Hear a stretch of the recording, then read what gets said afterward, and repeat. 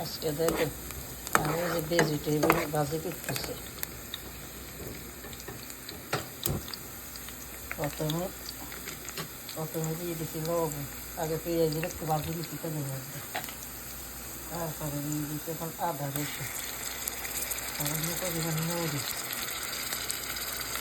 হলুদ, জিরের গুঁড়ো। এখন সবজি ভাজি করতেছি। দেখেন আমাদের বাংলাদেশে আছে কিনা জানি না, যে জুকুনি সবজি, জুকুনি, আলু আর গাজর। আজকে আমি এগুলো ভেজিটেবল ভাজি করতেছি।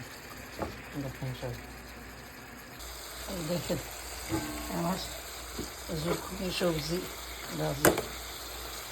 কার কার পছন্দ হয়েছে কমেন্ট করে কমেন্ট বক্সে জানেন।